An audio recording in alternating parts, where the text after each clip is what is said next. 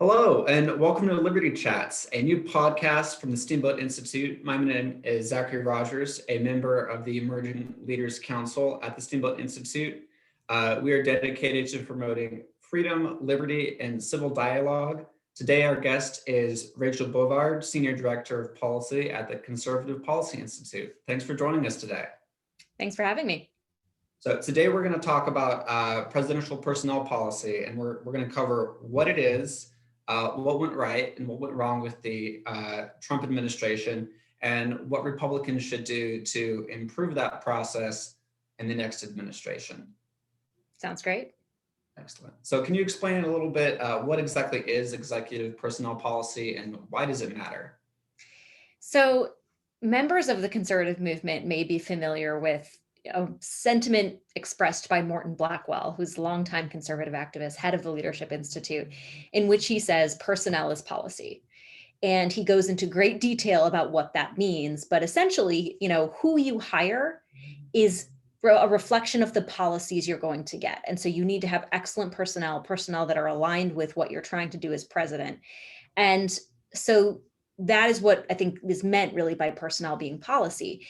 Now, the White House has an entire department dedicated to finding personnel, right? It's the Presidential Personnel Office, the PPO, and it's staffed by people who are, their whole job is to find qualified people to do jobs within the administration, within the executive branch, and this includes the agencies. But also, they're searching for people that are really ideologically aligned, and philosophically aligned with the president as well. So that's the official structure for how that works. But there's also a lot of informal structures that take place as well. So a lot of the early hires made by a White House are done sort of by the political side, by the White House chief of staff, bringing people in and placing them in specific positions. You saw this very early on in the Trump administration when Reince Priebus was the first chief of staff, bringing in people, from more establishment corners of Washington into the White House. It, didn't work out the best, I think, in the initial couple of months. And so, they switched chief of staffs and kind of tried to fix that process a little bit. But you can see, I think, from the early years of the Trump administration, how, personnel does shape policy, right? Who was in these jobs dictated what those policy outcomes were going to look like. So it's less about the words on a page of what the policy is than almost about who is shaping it. Excellent. Well, I think that's a great overview of what it is and why it matters. They shaped the policy and to a great degree influenced what happened with the administration. So I guess that went a little bit into what went right and what went wrong. Would you care to elaborate a little more on how those initial personnel decisions were made and how that changed over the course of 4 years? Yeah. So one of the things, I think that the Trump administration really suffered from was, Trump in many ways was a break with traditional Republican orthodoxies on key issues around, defense, right? He said no more endless wars. Mm-hmm. Republicans have traditionally been, the party of military intervention and strong foreign policy in that way. He also wanted, he was less ideological, I think, about free trade. He had more of a, moderate policy on trade, impose tariffs as a way to, force other countries to treat us better in trade deals, things that Republicans just hadn't done in a long time. Mm-hmm. And as, because of that, I think, when, you pull from all these different institutions in Washington, right? Traditionally, when a White House is hiring, they pull from Capitol Hill, they pull from, think tanks in Washington, all these places. But a lot of those staff were reflecting, beliefs and policy positions that Trump himself was not. And so I wrote a long think piece about this for the American Conservative, and I focused on DHS, the Department of Homeland Security, is sort of a microcosm of this effort, because based on who was in charge there, you saw policies change. Mm-hmm. You saw when Kirstjen Nielsen took over DHS, when John Kelly was moved over to the chief of staff position in the White House, she didn't herself seem quite as committed to the border hawk policies of the Trump administration. She went before Congress and said, we don't actually need a huge border wall. There's other things that we can do. She seemed very uncomfortable with the policies toward asylees, at the border, was sort of half-heartedly defending what Trump wanted to do.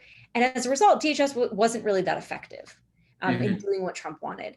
Now, you saw that change when Ken Cuccinelli took over as the deputy DHS and Chad Wolf took over as the head of DHS, both of whom were not only, I think, very committed to the president's agenda on immigration, but also very savvy political operators themselves. Both of them came from these political backgrounds. They knew how to sort of work the system. And you saw, as soon as, Chad Wolf took over, you saw the Remain in Mexico program was implemented, right? And that was the program that said, look, if you want to claim asylum in the United States, you have to wait for your hearing in Mexico, as opposed to being brought in and released into the interior of the United States. Probably one of the most effective immigration policies that Trump implemented. With Ken Cuccinelli, you saw him do sort of regulatory battle on the H-1B visa front, basically saying, look, we know that big corporations are exploiting this loophole under the H-1B, visas to fire American workers and replace them with cheaper foreign labor. We're going to change the regulations to make sure that doesn't happen, to make sure that H-1Bs are just for highly skilled workers, at certain compensation levels. And again, very effective, longstanding change that the Trump administration made under DHS. And that, I really do believe it purely was about who was in the job. Number one, their skill set, but two, that they were philosophically aligned and intuitively understood what Trump was trying to do, as opposed to someone like Kirstjen Nielsen, who's very experienced, has a ton of tremendous knowledge on this subject, but wasn't quite on board with what Trump was trying to do, didn't quite, see how Trump wanted to change things in, away from, for instance, the Bush administration and things like that. Mm-hmm. So it seems like the key here really was the PPO office. So were there any changes made over the course of the 4 years? There's a lot of staff turnover throughout the 4 years. It can be a little dizzying, but at the PPO specifically, did they change personnel, and was that reflected in the personnel policies they made? It was, the first head of PPO was Johnny DeStefano, who was a longtime aide to former House Speaker John Boehner, very much a creature of Washington. I think Washington establishment, I don't mean that in a pejorative way. It's just sort of what he reflected was just sort of the established Republican consensus in Washington, which I think it's fair to say Trump was not, right? And so I think DeStefano, filled positions around the administration with people that sort of thought like him, but didn't really think like Trump. And I think that was recognized by, 2 or 3 years in, that Trump himself was actually being undermined by members of his own team who just didn't agree with him, right? And not that they weren't qualified, not that they weren't good people, but as a president, you want people who agree with you, right? You want your political appointees have to reflect and execute on your agenda. And so a threshold test for that philosophical alignment, should be baseline. And I think in a lot of ways that wasn't, right? It was more about, well, if you're a Republican and there's a Republican in the White House, you should just get a job there, right? And sort of that was the traditional way things have been done. DeStefano was later replaced by Johnny McEntee, who very much was aligned with Trump, knew Trump very well. He used to be Trump's body man. And so he was very, again, sort of had that intuitive grasp of what Trump was trying to accomplish, and was not afraid to sort of, I think, test for willingness of appointees to actually get the job done, right? People who were politically savvy enough, but also were committed, again, to the agenda. And to be clear, I'm not talking about, when I say philosophical, alignment, I'm not talking about being a sycophant or a yes man. I'm just saying someone who actually just agrees with the policy goals of what the president is trying to do. And I think once McEntee and his team were in place, you saw significant changes, among personnel in the administration. And that was when I think the Trump administration really started churning forward on some really key issues. You saw them take on big tech when you had Adam Candu at the NTIA. You saw them really aggress on a lot of the critical race theory issues that OMB took on. And again, the OMB staff didn't change, but the people they worked with did. And so they were more free, I think, to focus on those key areas where Trump really, I think, had some significant impact. So those are excellent points. Republicans now have 4 years to think about what went right and what went wrong. What should we be considering to improve the process, for the next administration? So one thing that, there was a lot that came out of the Trump administration, obviously, but one thing I think is really significant for the Republican Party going forward is the base of voters that Trump constructed is, you've heard it said, more diverse, working class, broader than I think previous Republican presidents. And so I think it's going to be incumbent on the Republican Party to serve that base and keep those the new members of our coalition in the coalition with us. And that's going to require, I think, some self-reflection, right, on things that, what was compelling about Trump's message? Because in many ways, Trump's message blew up Republican orthodoxy. I've already mentioned trade. I've already mentioned, immigration a little bit, defense and war, even economic policy.